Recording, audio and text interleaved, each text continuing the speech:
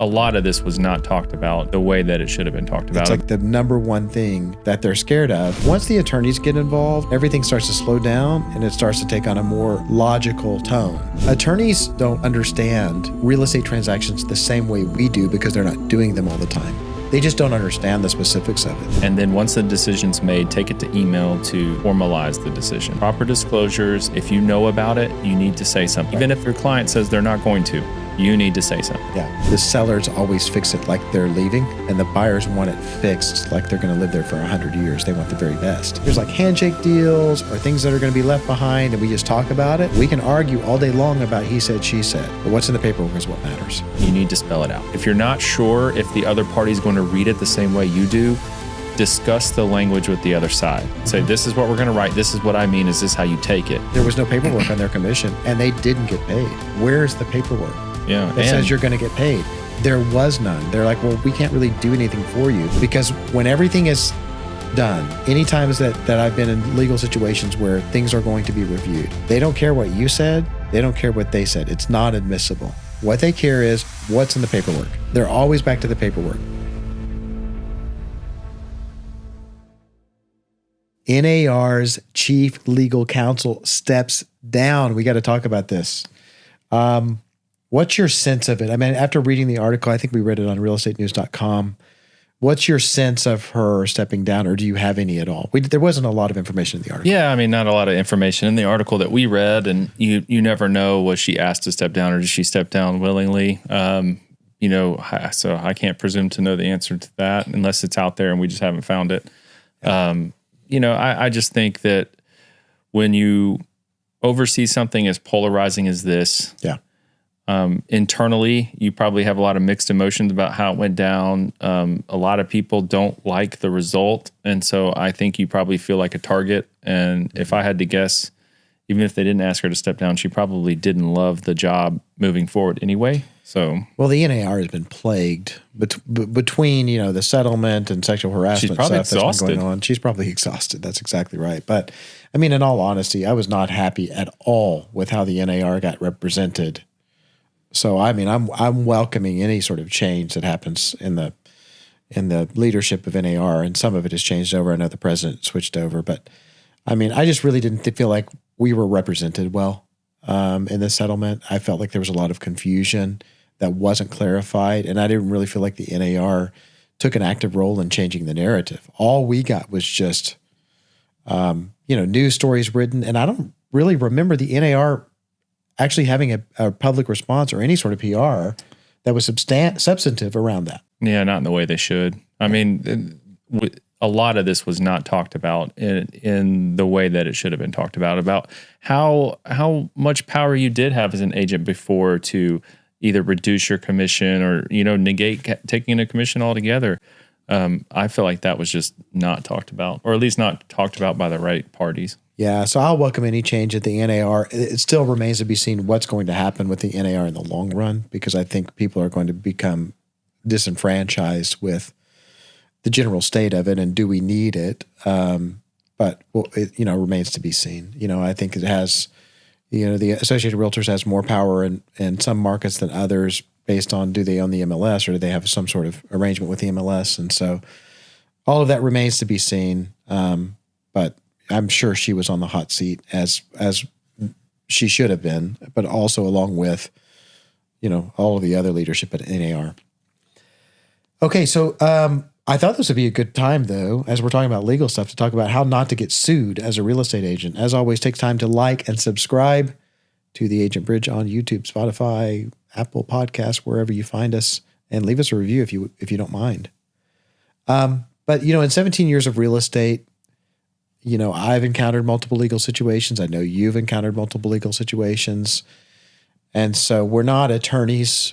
We're rather sharing from experience what we've run into over the last, combined 35 years of real estate. And because I know realtors are afraid of getting sued. Yeah, absolutely. I think a lot of people they go into this and they're afraid of the liability, and it's like the number one thing that they're scared of. And what I can tell you is you don't have to be scared. I've seen a lot of this play out, and in managing hundreds of realtors, I've seen really very few things get into even a moderate legal situation. But we're going to talk about some of that and how that plays out. So number one, like getting into a legal issue on a real estate transaction is not what you think it is. I think we have this sort of perception of courtrooms and, really contentious situations where, our sort of understanding is, basically what we see on TV. Yeah, you can't handle the truth. Yeah, you can't. Right, exactly. It doesn't look like that. Basically like when somebody on the other side of a transaction says, I'm going to get my attorney, right? Especially as a broker, I go, great. Yeah, let him, here's my number, have him call me so I can provide some clarity. And so what I can tell you is everything slows down. When you have got contention between the buyer and the seller, the emotions are high. Once the attorneys get involved, everything starts to slow down and it starts to take on a more logical tone in terms of how the situation is handled. And so in the process of figuring out what's going on, the attorneys ask lots and lots and lots and lots of questions. And they're usually trying to drill down on, one of them is like, how am I even going to make money on this thing? Right? Because they're not going to spend a lot of time on it if there's not a substantial amount of if it's not a damage. Yeah. Yeah. It's substantial amount of damage. But also just finding out what the real issue is. And then asking those questions and digging down, you are sucking the emotion out of it. And so it's interesting how logical everything becomes after an attorney gets involved. So I don't typically mind it. Usually, if anything, it sometimes can be a waste of time, to get an attorney involved. It depends, right? But yeah, it's not quite what you think it is. So it's nothing to be scared of. And by the time we kind of get through the questions, if you have a real lawsuit or not, which in most cases you don't. So most of the things that are threatened never really come to fruition. The other thing is attorneys a lot of times don't understand real estate transactions the same way we do because they're not doing them all the time. So what happens in a real estate transaction isn't always specifically spelled out in the paperwork. We just have what we know happens, right? What's standard practice.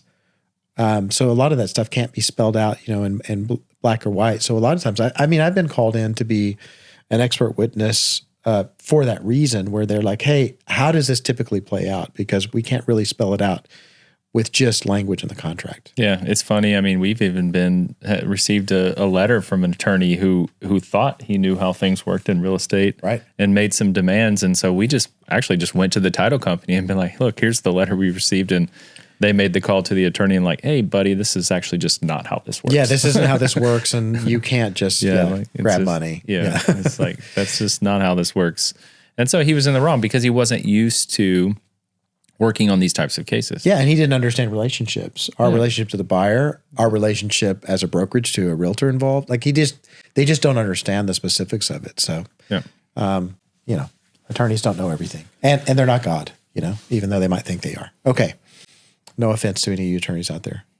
The second thing is, what I would tell you is, like, in terms of like not getting sued, keep your communication in email form versus text messages. And this is what a lot of real estate agents do, is they like, everything's via text right now, right? Okay, we're going to text this. What do you think about this? Guys, have phone calls, right? To discover, right? To have an actual conversation with the real estate agent on the other side and your clients. And then the second thing is paper it up or create a formal communication chain through email, so that way it can be easily accessed. You're not having to dig through tons and tons of text messages. But this just creates a more formal and professional tone to the transaction, keeps everybody on the same page. And then that way you're not having to do hearsay and you're not having to dig through text messages. Yeah, you should have a phone call to discuss the options and the risks. And then once the decision's made, take it to email to like formalize the decision. Say, this is what we discussed. This is what we decided. Here's what we're doing moving forward. That's going to keep everything above board and, keep you out of any sort of trouble. Yeah, I had a transaction recently where this worked out really well, where the agent, we would have a conversation like, hey, this is what my clients said about this. And she's like, hey, would you mind sticking that in an email to me so that way I can sort of pass that along to my clients? I was like, yeah, absolutely. Because I'm like, I know that either she's going to forward that to them, which is great, which, by the way, I make the assumption that anything that I put in email is going to be forwarded. Yeah, you should. So, but that also raises the level of communication. So anyway, so put it in email. Okay, number 3, spell out details in the paperwork.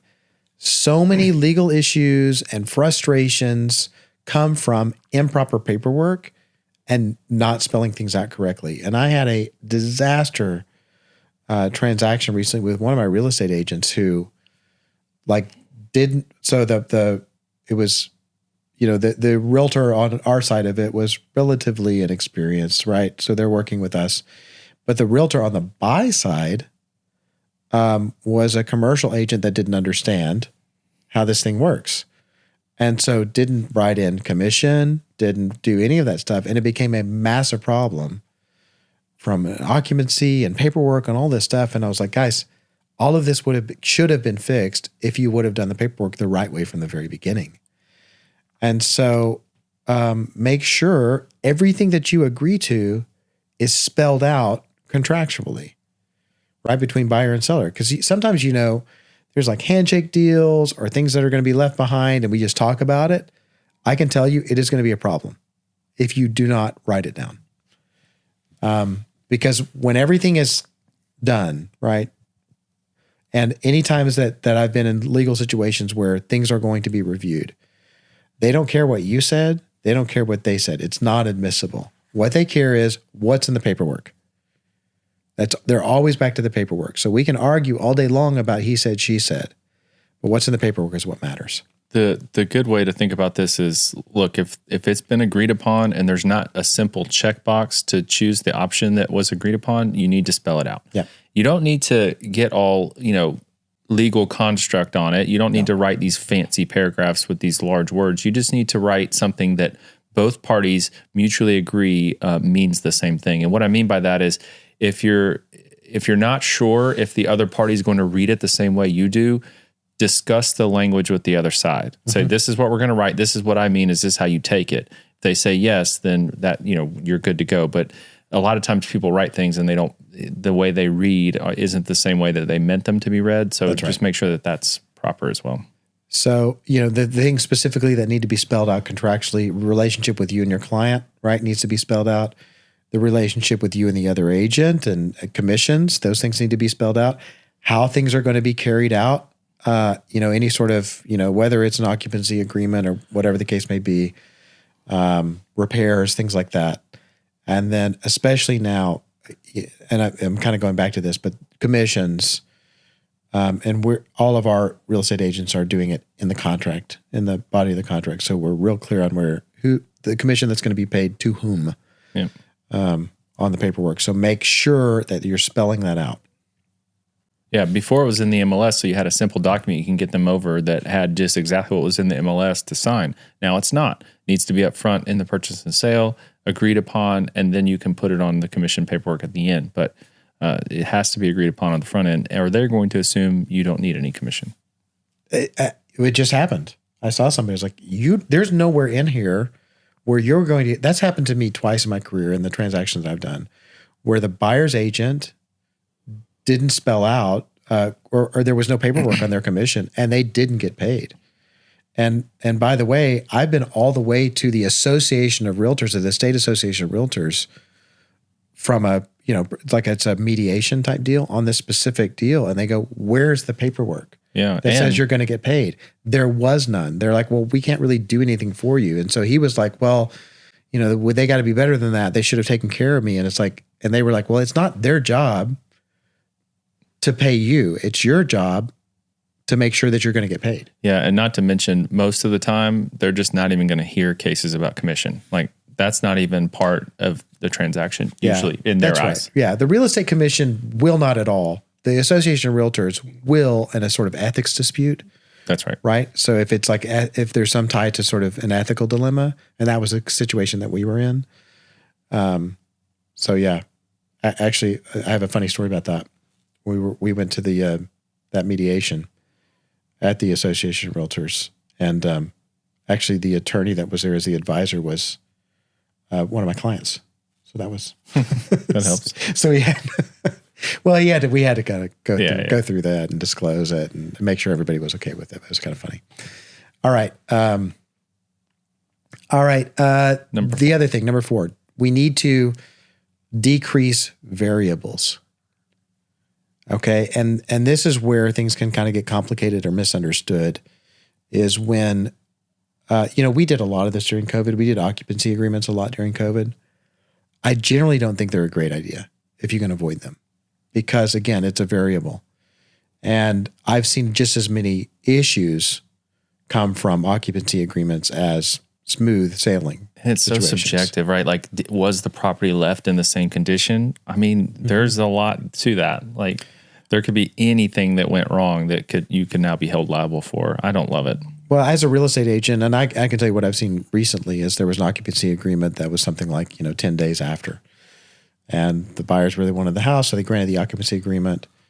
And then as they were moving out of the house, there was like scuffs on the wall. There was poop in the toilet. Like, there were things like that. And they're like, oh, these sellers did this to us because they just wanted to screw us because they weren't great at the deal. And then come to find out it was the movers and the water wasn't working when they moved in because it was just like this big mess, but it caused a really potentially big issue. But that was an added variable, because if you've got somebody living in it after you've taken ownership, then when they leave, things can happen, or when they're in their possession, things can happen. And so it's just like, it's another variable that can cause a problem. We see tons of transactions both through our brokerage, and then I also see them on the mortgage side. That if there's a box for it, it needs to be filled out or dealt with. Like, you don't leave anything to chance. You don't leave anything open for interpretation. It needs to be completed, and this is where going back to like proper paperwork. Make sure the paperwork is completely filled out. You don't want anyone to make assumptions about what was supposed to be put there or what should have been put there. It needs to be spelled out. Yeah. The other one is repair requests, and we've talked about this before. As people are, wanting to get things fixed, it's better to handle it with money that's additional money contributed to closing costs versus the sellers actually fixing things, because the sellers always fix it like they're leaving, right? They're going to fix it as inexpensively as possible. And the buyers want it fixed like they're going to live there for 100 years. They want the very best. And so you're causing more decisions to be made. And then also, like, if you get to like walk through, they're like, well, this isn't what I understood. Then you're creating just more potential issues closer to closing. So I would just recommend, as much as you can, to push any sort of repair items towards something monetary like closing costs. So that way you don't have, people tearing the house apart trying to fix stuff and it doesn't get fixed the right way. Just another place for people to have a problem. Okay, this is the other one. Disclosures. Okay. And a lot of people in a disclosure situation, a lot of sellers in a disclosure situation are sort of like, they don't want to come out and say too much because they don't want to scare people off. What I can tell you is it's best to disclose everything. It's not as bad as you think it is in most cases, but this is the thing that really could become a legal issue, is if the buyers move in and then they find something that's wrong with the house that potentially the seller's repaired, and it's a big issue, that can be a substantial legal issue, right? Because it's failure to disclose. Yeah, and if you knew about it and they find out, they're going to assume you're withholding information on a lot of other things as well, and rightfully so. Yep. So, you have to, this is your number one job as an agent. And if you want to stay right on the legal side of things, it's proper disclosures. If you know about it, you need to say something. That's even right. If your client says they're not going to, you need to say something. Yeah. And, just following the ethics protocols for your association, and you will avoid 99.9% of all these situations. Yeah. The thing is, like, you just don't want people to be surprised after they close on a house that they discover something that the sellers knew about or felt like they were hiding. It just becomes a problem. Even if it was something that was fixed recently, but it was recent, I would still disclose it. Just say, hey, we had this leak on the roof or whatever, but we got a roofer out, we got it fixed. It's all good to go. That way, if they move in and it just so happens that it wasn't properly fixed and the roof is leaking, they don't find out that you had just had the roof repaired right before. All of these things, like, you just need to disclose it. The other thing that I recommend as a real estate agent is that you recommend to your clients to get a home warranty, whether it's buyer paid or seller paid, because, as people move into a house, they're using that house with more frequency, like toilets or sinks or dishwashers or whatever the case may be. They're using things with more frequency typically, especially in the move, and something's bound to break in the first 4 to 6 weeks, and sometimes in the first couple of days. And if you don't have that home warranty in place, then they're going to be like, hey, why didn't we get a home warranty? So you need to be like, my recommendation is to, have somebody get one. And then if you don't, you need to say, it's like, hey, I recommend it, but if you guys don't want to. And I had a situation like that. I had a guy that I sold to recently. I was like, hey, did you want a home warranty? I really recommend them.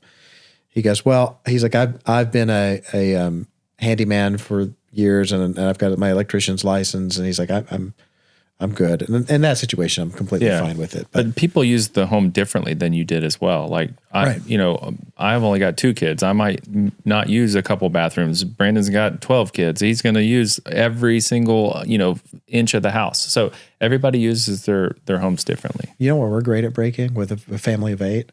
Dishwashers and washing machines. They they get 5 times the use. You're just using them more often. So we've been through 2 dishwashers in the last couple of years. Yeah. 2 loads a day.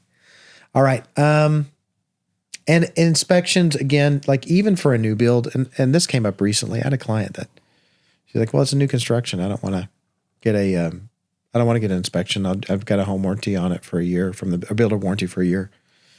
And, sure enough,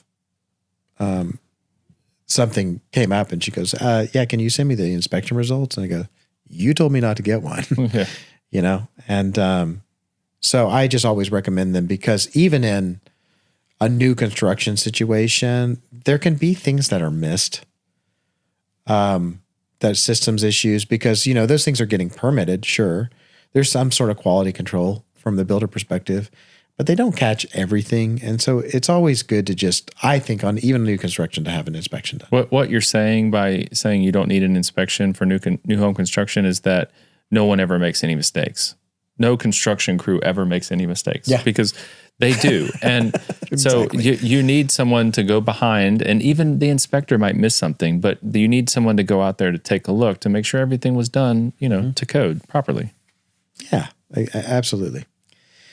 Okay, and then the last thing, which is the biggest legal issue, or the thing that I've seen the biggest settlement come around to clients, is around specific performance. And so what that means is we're under contract. The inspection, we got through the inspection and repair section, right? Contingency. We got through the appraisal contingency, and then the buyers back out for whatever reason, or sellers back out. That's right. Buyers or sellers go, yeah, I don't want to do this. Now, that is where we get into specific performance, which means basically you have to perform on the contract, or basically do what you said you were going to do.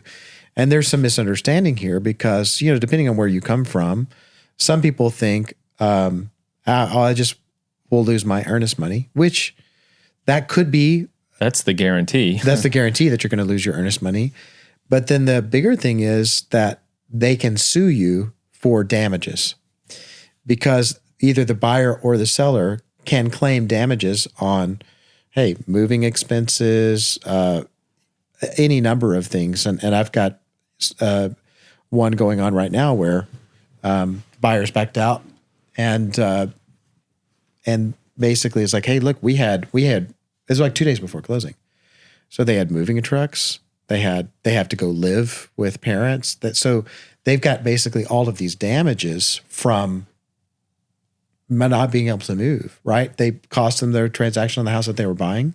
So they had to go spend time, energy, another flight out here to buy another flights out here, travel, all of that stuff. So there's substantial damages in those people not closing their house. And these people didn't seem to understand. It's like, this is a big deal.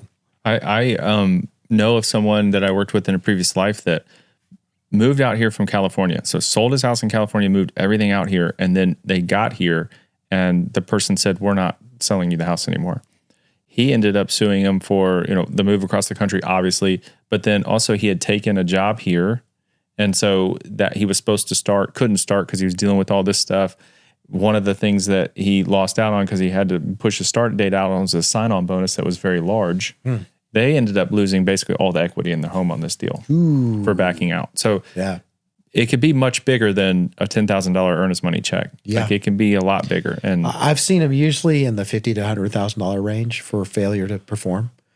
And it's like the attorneys are licking their chops because it's open and shut. You said you were going to do this. You didn't do this. Oh yeah, it's easy. So the only discussion is how much money do my clients get?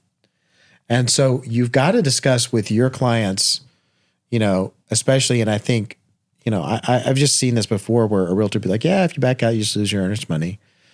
Well, not necessarily. And so you need to tell your clients, it's like, hey, listen, here are our contingencies. Once these contingencies are fulfilled, you can't back out of the contract without some sort of substantial payment. And so that needs to be clearly spelled out so that your clients aren't surprised if they decide to back out, which, I don't know. I wish I could say that I understood, but I get pretty ticked off when people back out of contracts. Well, yeah. I mean, it's open and shut. That's as you should. Right. And I guess there can be extenuating circumstances, but it's just going to cost. It's going to cost money. So make sure that your clients understand the timelines. Any final words on this? Mm-mm. Okay.